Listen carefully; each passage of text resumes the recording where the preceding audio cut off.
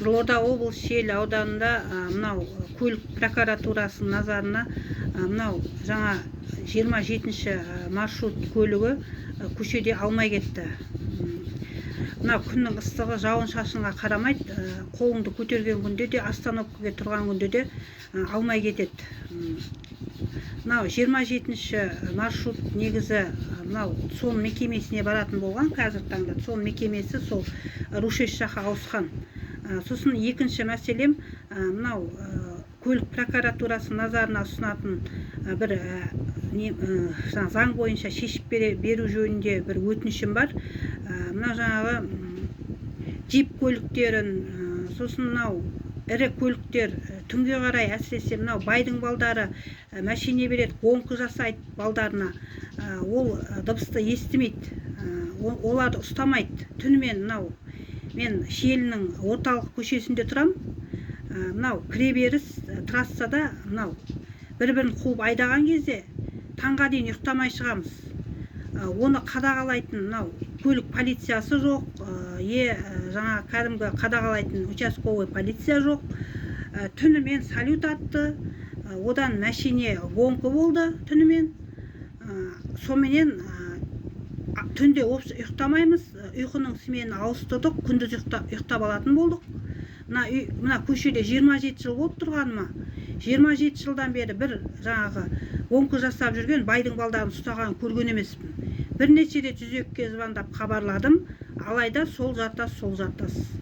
Мына ішкі істер департаментінің назарына ұсынам, Қызылорда облыстық.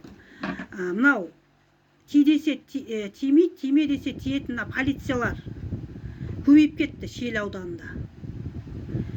Мынау қайдағы қарапайым Жигули айдап жүрген, бұзылған иномарка айдап жүрген, қиналып такси болып жүрген кісілерді ұстайды.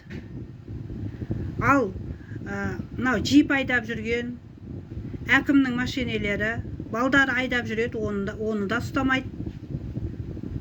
Қыздар айдап жүреді, оны да ұстамайды. Жалпы жасөспірімдерді мынау соңына түсіп аңдып, мына гаилер машине айдап жүрсе, гонка жасап жүрсе, оны ұстамайды. Түнімен гонка. Тісі батпай ма білмеймін ғой. Қайда қиналып жүрген инвалидтер осал топтағы кісілердің балдарын көре қалады, қыздарын көре қалады. Мына джип айдап жүрген кісілерді ұстамайсыздар ма? Мына акиматта мысалы айдаған кезде, шоферлары айдаған кезде, тасадан айдаған кезде адамға қағып кете жаздап жатыр. Ол нешемен айдап жүрген белгісіз.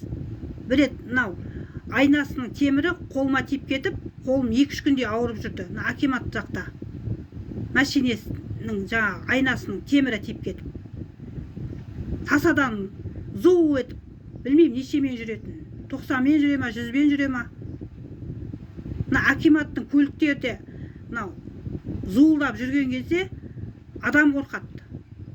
Неге соларды тексеріп, гай сюжетті неге қадағаламайды? Әкімгершіліктің алдындағы көліктерді. Түнге қарай өз алды ол гонка. Дәулет, жасөспірімдер полициясы түнімен гонка жасайды, жасөспірімдер. Неге Шиеліге кіреберісті аңдымайсыңдар? Қайдағы жаңағы инвалидтің балдар қыздары, қайдағы жаңағы күн көре алмай жүрген таксистер аңдайтындарың. Ұстамайсыңдар ма? Жирный клиентті. Джипті ұстаңдар. Анау қымбат көліктер бар, соларды ұстаңдар, ана депутат әкімдердің. Елкілер жүрген небір? Соларды ұстаңдар. Ұстағыш болып баратсаңдар. Мен мынау Қаратаевтың да назарына ұсынам, мынау лайбатшаларды ұстамайды көліктерін. Түнімен гонка жасайды, салют атады. Лайбатшаларға тістері батпайды. Қайдағы инвалидтер осал топтарға ана әлі келеді, базаға тіркейді, әкімшілік құқық өндіреді, штраф өндіреді. Мен 2-3 топтағы инвалидпін. Қиналып отқан, тамағым таппай. базаға тіркеп, бір жыл тұрасыз базада деп, осындай қылып жаңа ювеналдық полиция дәулет деген. Мынау сол кезде біраз 25 адамдай тіркелген. Енді олар өтеп шықты ғой. Былтыр 24 жыл июнь айында. Кеше салют атты. Қымбат салют. Түндік сағат сол 3-4 кезінде ма? Оны қараған жоқ. Конкурс жасалды. Оған қараған жоқ. 102-ге звондаймыз, ешқандай көмек жоқ. Осы мәселеге назар аударып, заң аясында көмек беруді сұраймын.